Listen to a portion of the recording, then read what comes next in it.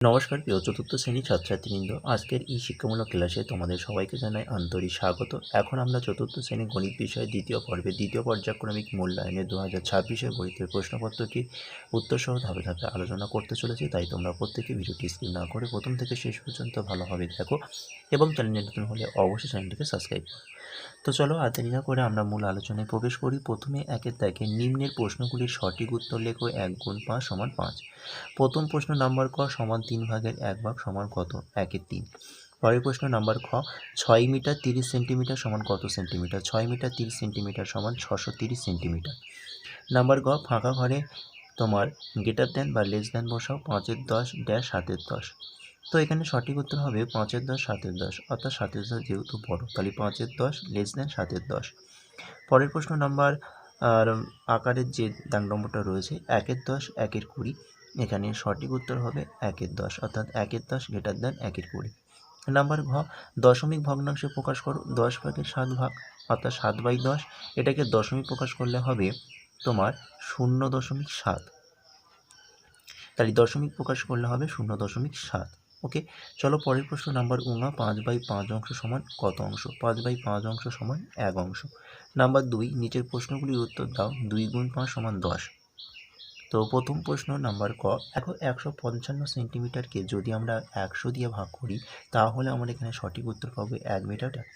Number খ 15টি কলা 3-এর 5 অংশ সমান কত? দেখো 15টি কলা 3-এর 5, অর্থাৎ 15 গুণ 3-এর 5, 5 দিয়ে 15 কাটলে হবে 3, 3 গুণ 3 সমান 9, অর্থাৎ 9। নাম্বার গ বিয়োগ করো 1 বিয়োগ 9/38। যেহেতু লসাগু 38, 1 38-এর মধ্যে 38 বার যাবে, তাই 38-এর সাথে 1 গুণ করলে হবে 38, 38 থেকে 38কে ভাগ করলে হবে 1, 1-এর সাথে 9 গুণ করলে হবে 9, 38 থেকে 9 বাদ দিলে হবে 29, তাহলে 29/38। পরের প্রশ্ন নাম্বার ঘ 3-এর 6 যোগ 1-এর 6 2-এর 6 সমান কত? প্রত্যেকটা ভগ্নাংশের হর সমান, যেহেতু লসাগু করলে হবে 6, 6কে 6 দিয়ে ভাগ করলে হবে 1, 1-এর সাথে 3 গুণ করলে হবে 3, একইভাবে 6কে 6 দিয়ে ভাগ করলে হবে 1, 1-এর সাথে 1 গুণ করলে হবে 1, 6কে 6 দিয়ে ভাগ করলে হবে 1, 1-এর সাথে 2 গুণ করলে হবে 2, অর্থাৎ 3 যোগ 1 যোগ 2/6। 3-এর সাথে 1 যোগ করলে অর্থাৎ 6/6। দেখো 6/6 মানে সম্পূর্ণ, অর্থাৎ 1 অংশ।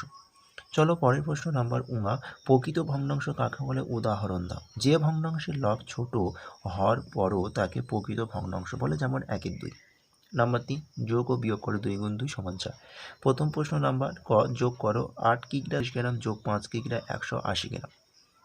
8 কিগ্রা 237 গ্রাম যোগ 5 কিগ্রা 180 গ্রাম যোগ করলে হবে এখানে 453 গ্রাম 13 কিগ্রা, অর্থাৎ 13 কিলোগ্রাম 453 গ্রাম। নাম্বার খ বিয়োগ করো 28 কিগ্রা 355 গ্রাম বিয়োগ 12 কিগ্রা 364 গ্রাম। 28 কিগ্রা থেকে 1 কিগ্রা ধার নিলে হবে 1000 গ্রাম। 1000 সাথে 355 যোগ করলে হবে 1355। 1355 থেকে 364 বাদ দিলে হবে 991 গ্রাম। 28 কিগ্রা থেকে যেহেতু 1 কিগ্রা ধার দিয়েছে তাহলে এখানে হবে 27, 27 থেকে 12 বাদ দিলে হবে 5, অর্থাৎ 5 কিগ্রা 991 গ্রাম। নাম্বার 4 নিচের প্রশ্নগুলো উত্তর দাও। প্রশ্নের মান রয়েছে 5। প্রথম প্রশ্ন নাম্বার ক 1 মাছ ব্যবসায়ী 15 কিগ্রা কাতলা মাছ ও 10 কিগ্রা 700 গ্রাম রুই মাছ নিয়ে বাজারে গেল। মাছ বিক্রি করার পর তার কাছে 2 কিগ্রা 500 গ্রাম মাছ পড়ে রইল। তাহলে ওই ব্যবসায়ী কত মাছ বিক্রি করলো? তাহলে যোগ করব 15 কিগ্রা তোমার 15 কিগ্রার সাথে 10 কিগ্রা 700 গ্রাম যোগ করলে হবে 25 কিগ্রা 700 গ্রাম। এই 25 কিগ্রা থেকে, অর্থাৎ 25 কিগ্রা 700 গ্রাম থেকে 2 কিগ্রা 500 গ্রাম বিয়োগ করতে হবে। তাহলে 700 থেকে 500 বাদ দিলে হবে 200, 25 থেকে 2 বাদ দিলে হবে 23। তাহলে অতএব উত্তর লিখব যে ওই ব্যবসায়ী 23 কিগ্রা 200 গ্রাম মাছ বিক্রি করলো। পরের প্রশ্ন নাম্বার খ তোমার উচ্চতা 1 মিটার 21 সেন্টিমিটার, তোমার বোনের উচ্চতা 91 সেন্টিমিটার, তুমি বোনের থেকে কত বেশি লম্বা? তো যেহেতু বিয়োগ হবে 1 মিটার 21 সেন্টিমিটার বিয়োগ 91 সেন্টিমিটার, 1 মিটার থেকে ধার নিলে হবে 100 মিটার 100 সেন্টিমিটার, তাহলে 100 সাথে 21 যোগ করলে হবে 121 সেন্টিমিটার, 121 থেকে 91 বাদ দিলে হবে 30। তাহলে অতএব উত্তর লিখব যে আমি বোনের থেকে 30 সেন্টিমিটার বেশি লম্বা।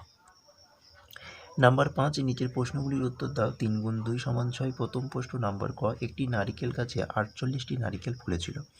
যত ফুলেছিল তার 5-এর 16 অংশ পাড়া হলো। কটি নারকেল পাড়া হলো এবং গাছে কটি নারকেল রইল? দেখো 48টি নারকেলের মধ্যে 5-এর 16 অংশ পাড়া হলো, অর্থাৎ 48 গুণ 5-এর 16, 16 দিয়ে 48-এর কাটলে হবে 3, তাহলে 3 গুণ 5 সমান 15, তাহলে 15টি নারকেল পাড়া হলো। তাহলে 48টি নারকেলের মধ্যে 15টি নারকেল মানে পাড়া হয়ে গেলে গাছে কতগুলো নারকেল পড়া থাকবে? তাহলে বিয়োগ করবো, তাহলে 48 বিয়োগ 15, তাহলে 48 থেকে 15 বাদ দিলে হবে 33, অর্থাৎ 33টি নারকেল গাছে রইল।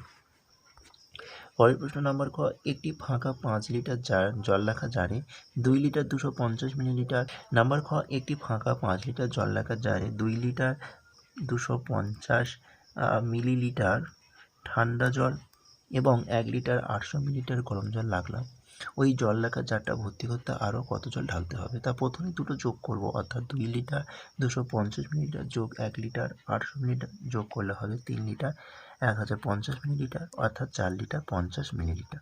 এরপর 5 লিটার থেকে আমার 4 লিটার 50 মিলিলিটার বাদ দিলে হবে 950 মিলিলিটার।